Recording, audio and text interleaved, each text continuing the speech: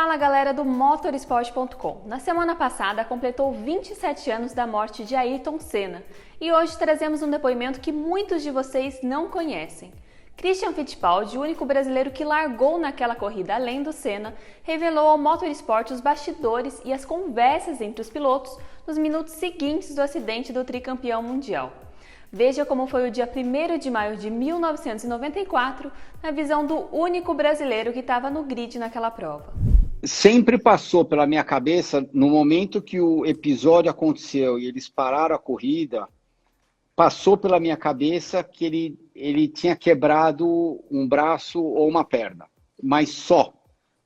A imagem que eu tinha dele era não só de uma pessoa, mas também um piloto tão invencível, tão forte, que nunca passava pela cabeça, pelo menos pela minha, e eu acho que pela cabeça de ninguém, que a última competição de Fórmula 1 dele ia ser daquela maneira. Nunca passou, nunca, em nenhum momento. Tanto que quando eu parei meu carro de novo do grid, eu desci do carro, perguntei para o meu engenheiro, enfim, quem estava em volta, eu falei, e aí, tem alguma notícia? Não, foi grave e ele foi levado para o hospital. Foi isso que falaram para mim. E pronto, acabou. Mas, para todos os efeitos, ele foi levado para o hospital. Eu falei, bom, quebrou um braço, uma perna, vai perder a corrida de Mônaco, vai perder talvez outra. E daí, na terceira corrida, ele está com a gente de novo. De nenhum jeito, em nenhuma hipótese, em nenhuma mínima fração de segundo, passou pela minha cabeça que tinha acontecido algo tão trágico com ele. Você lembra o momento em que você soube? Quem te contou? Como é que você ficou sabendo? O Leto. O JJ Leto? O Leto que tinha batido na primeira largada, que ele estolou o carro dele, ele ficou parado no grid. O Pedro Lamy veio lá de trás de Lotus e encheu a traseira dele. Daí os dois caras, os dois pilotos, eles já não correram. Daí fiz a corrida, terminei a corrida, voltei para o box, só que já estava um clima meio estranho no box. Não estava, tudo bem, o Ayrton quebrou o braço e tudo bem, entendeu? Ele vai ficar de fora em Mônaco, mas logo depois ele já está aqui de novo. Tava um negócio meio que, sei lá, não estava legal. E daí passou, acho que 15 minutos depois da corrida, eu estava saindo do box, estava indo para o motorhome lá para me trocar, eu cruzei com ele, e daí ele falou, você soube? Eu falei, soube do quê? Ele falou, o Ayrton morreu. Eu meio que abri um semi-sorriso, eu falei, vai, conta outra. Tipo assim, vai, conta outra. Você está brincando, ou meio que, a gente não pode brincar com essas coisas. Entendeu? Claro, sim. Ele falou, não, eu tô muito sério. Eu falei, como assim? Ele falou, ele morreu. E daí ele começou a me contar, porque como ele estava de fora do carro, ele não correu, ele soube de tudo. Então ele começou a me contar meio que detalhadamente o que aconteceu, o acidente. Daí ele tinha comentado que acho que já tinha chegado, que uma parte da suspensão tinha entrado na cabeça dele, tudo. Enfim. Daí eu ainda perguntei para ele, eu lembro disso direitinho, umas 3 vezes. Eu falei, mas como assim?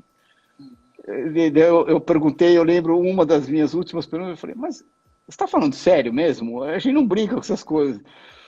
Ele falou, não, ele morreu. E daí a notícia inteira, a partir daquele momento, começou a se alastrar. E a outra imagem que eu lembro é aquele dia, voltando para casa, eu fui decolar de Bolonha e o avião dele estava sempre parado, depois de uma corrida de porta aberta, esperando para que ele voltasse e, enfim, fosse para a Inglaterra, para Portugal, sei lá, para onde ele tivesse que ir. Mas estava sempre paradinho de porta aberta. E eu lembro da gente taxiando, passando do lado do avião dele e a porta fechada. E a coisa que mais me chamou a atenção naquele momento é, nossa, como é que a gente pode ter tudo e não pode ter nada ao mesmo tempo? Ou seja, se você não estiver aqui respirando, você não é nada. Tudo isso daí, o carro não serve para nada, o avião não serve para nada, as inúmeras casas não servem para... Enfim, nada serve para nada. Uhum. E aquilo foi uma cena que me chocou bastante, porque o avião dele estava com a porta fechada, paradinho, sem ninguém em volta do avião. Foi uma cena material diretamente relacionada ao Ayrton, extremamente triste. Porque tem impacto esse seu relato, porque é isso, embora seja uma questão material, é uma engrenagem do funcionamento da vida dele, né? Então, Exatamente. assim, a Exatamente. porta fechada indicava que aquela engrenagem tinha sido suspensa pela interrupção da vida dele, Exatamente. o que é pesado. Eu até tenho uma pergunta a mais desse episódio, que é o funeral do Senna. É uma... Pô, eu era pequeno, cara. Então, assim, eu lembro de tudo naquele dia, daquela semana. Lembro de ter ido na 23 de maio passar o bombeiro. Pô, popstar total. Na história do Brasil quase não tem paralelo, e mesmo se você pegar vários países, é muito difícil uma comoção em função da perda de um cara. E você é uma das pessoas, você estava no funeral, você carregou o caixão do Senna. Como é que é aquele momento, quando você chega e vê aquilo, fala, caramba, o que virou isso? Tinha alguma recomendação de comportamento naquele momento? Como foi aquela passagem? Porque é uma foto icônica. Prost, Berger, Rubinho, você, o Emerson. Como foi aquilo? Eu vou chegar nessa parte. Eu só queria também lembrar de uma outra passagem que foi logo depois que a gente decolou de Bolonha. Eu lembro que estava uma tarde bonita. E naquela época eu estava morando na Suíça. Eu fui voltando, a gente foi voltando para a Suíça e